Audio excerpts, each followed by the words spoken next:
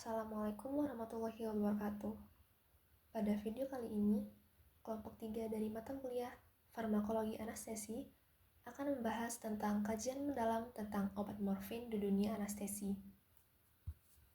Materi ini disusun oleh Adika Nafria Riza dengan NIM P7 12 12 12 4080. Yang kedua ada Ina Yuliawanti Wibowo dengan NIM P7 12 12 12 4077 dan Miftahul Hayati Esa dengan NIM P7 12 12 4074. Baik, kita masuk pembahasannya. Yang pertama, kita akan menjelaskan tentang morfin. Morfin adalah alkaloid utama yang diisolasi dari tanaman Papaver somniferum L atau yang dikenal dengan nama candu atau opium, yang berfungsi sebagai analgesik narkotik untuk nyeri sedang hingga berat, terutama pada kanker dan pasca operasi. Pertama kali, morfin diisolasi oleh Friedrich Sartuner pada abad ke-19 dan dinamai dengan morfus. Senyawa ini bekerja dengan mengikat reseptor mu-opioid di sistem saraf pusat sehingga menghambat transmisi nyeri. Sebagai standar emas manajemen nyeri, morfin efektif, namun beresiko menimbulkan ketergantungan dan toleransi sehingga penggunaannya harus diawasi dengan ketat.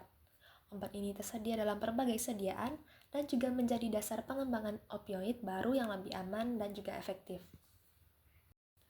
Selanjutnya, bentuk sediaan dari obat morfin. Bentuk sediaan obat morfin ini beragam dan disesuaikan dengan kebutuhan klinis pasien. Yang pertama, ada obat oral. Morfin tersedia dalam bentuk obat oral yang dibedakan menjadi dua. Yang pertama ada dalam bentuk tablet dan juga dalam bentuk sirup. Dalam bentuk tablet, biasanya berupa tablet konvensional maupun tablet lepas lambat atau slow release, yang memungkinkan pelepasan obat secara bertahap sehingga efek analgesiknya bertahan lebih lama. Bentuk ini cocok untuk nyeri kronis atau nyeri yang memerlukan pengendalian jangka panjang karena memberikan efek yang stabil saat dikonsumsi secara rutin. Dan untuk obat sirup, morfin juga menyediakan yang bentuk sirup atau larutan oral yang digunakan untuk pasien yang kesulitan menelan tablet, misalnya untuk anak-anak atau orang tua. Bentuk cair ini lebih mudah diberikan dan dosisnya juga dapat disesuaikan dengan yang lebih fleksibel sesuai dengan kebutuhan pasien. Yang kedua dalam bentuk obat suppositoria rektal.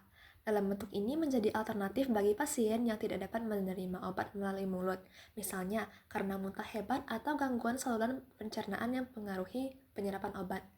Melalui obat ini, morfin tetap dapat diserap dengan baik.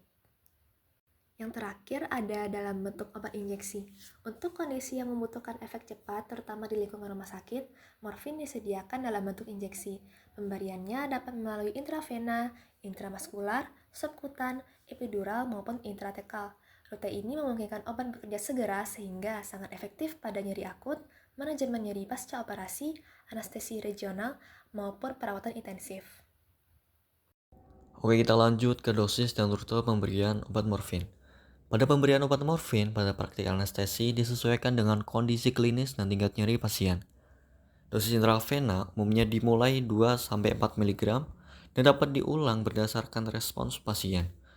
Untuk jalur intramuskular atau subkutan diberikan 5-10 mg tiap 4-6 jam. Pada nyeri pasca operasi besar, metode pasien kontrol analgesia atau PCI digunakan agar pasien dapat menambah dosis secara terkontrol. Dan untuk efek pada obat morfin juga bergantung pada jalur pemberiannya. Intravena bekerja lebih cepat, sedangkan intramuskular atau subkutan dipilih jika akses vena sulit ditemukan. Pada operasi besar, jalur neuraxial, epidural atau intratekal memberikan analgesia lebih lama dengan dosis rendah dan risiko sedasi lebih kecil. Penyesuaian dosis wajib dilakukan pada lansia atau pasien dengan gangguan hati dan ginjal, sehingga terapi perlu diindividualisasi agar manfaat yang diberikan lebih maksimal dan dicapai tanpa meningkatkan efek samping terhadap pasien. Selanjutnya, indikasi dan kontraindikasi obat morfin. Yang pertama, indikasi. Indikasi morfin adalah untuk meredakan nyeri yang tidak bisa diatasi dengan analgesik non-narkotik. Hal ini mencakup kondisi pre dan pasca operasi, infark miokard, dan nyeri pada pasien kanker. Yang kedua, ada kontraindikasi. Yang pertama, depresi pernapasan yang signifikan.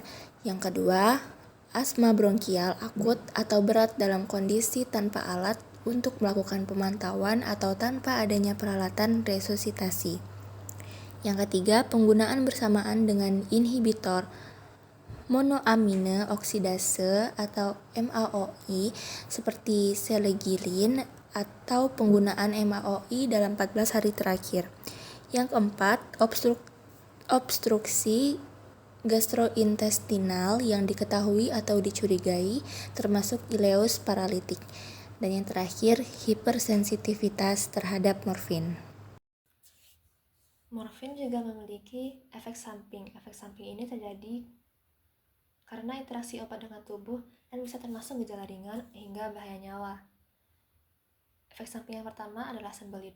Hal ini disebabkan oleh pengaruh morfin dalam memperlambat mobilitas atau pergerakan saluran pencernaan, sehingga feses menjadi keras dan sulit dikeluarkan. Yang kedua, ada mual dan juga muntah.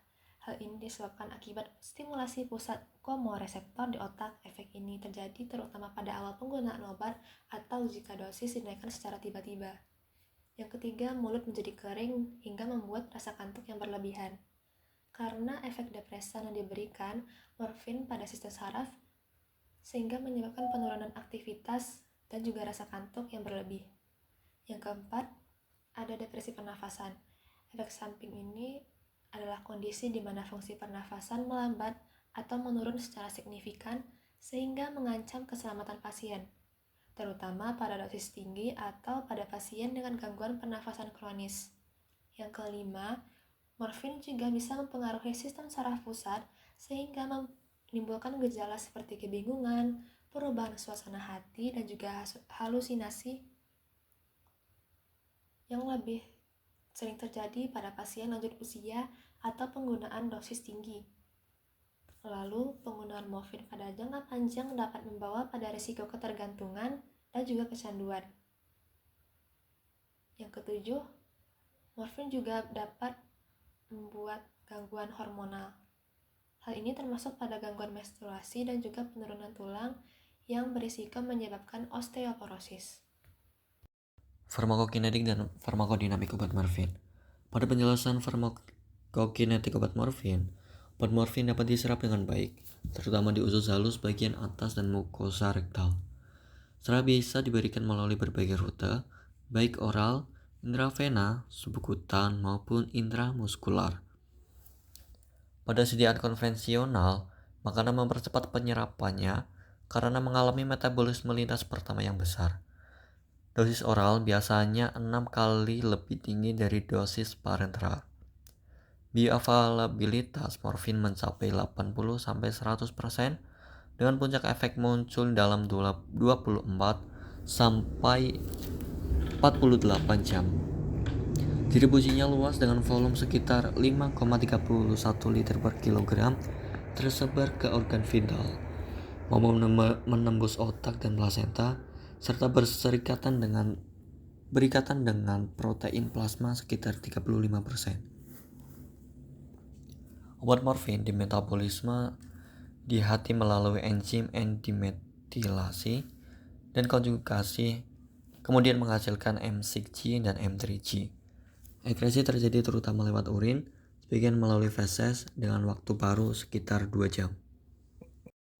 Pada farmakodinamik, obat morfin lebih efektif meredakan nyeri visceral dibanding nyeri tulang atau otot, dan efek analgesik terbaik dicapai bila diberikan sebelum nyeri muncul. Obat ini meningkatkan tonus parasimpatis dan tekanan cairan cerebrospinal. Pada kardiovaskular, dosis 10 mg umumnya aman, tetapi dosis tinggi dapat menurunkan tekanan darah, memperlambat denyut jantung, dan menyebabkan vasodilatasi pada kulit, terutama di kepala dan leher. Dosis besar juga dapat memicu bradikardia melalui stimulus nervus vagus tanpa mengurangi kontraktilitas jantung. pada sistem respirasi morfin menurunkan kepekaan pusat pernafasan terhadap BaCO2, sehingga frekuensi napas berkurang meski volume tidak tetap. Efek lain obat morfin juga termasuk bronkokonstriksi akibat pelepasan histamin dan penekanan refleks batuk. Selanjutnya, interaksi obat morfin. Yang pertama, meningkatkan risiko depresi pernapasan. Interaksi obat morfin dengan obat lain yang juga mendepresi saraf pusat, misalnya benzodiazepin dan muskorelaksan, dapat meningkatkan efek sedasi serta risiko depresi pernapasan. Yang kedua, meningkatkan efek samping morfin.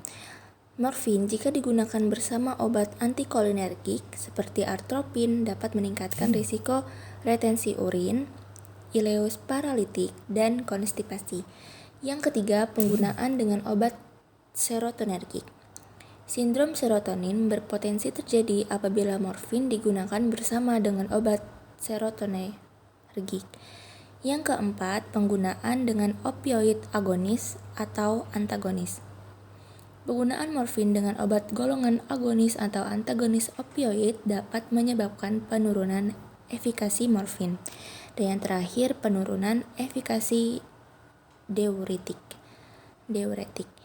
Karena morfin dan opioid lainnya dapat menginduksi pelepasan hormon antidiuretik, maka penggunaan morfin dapat mengurangi efikasi obat golongan diuretik seperti furosemida.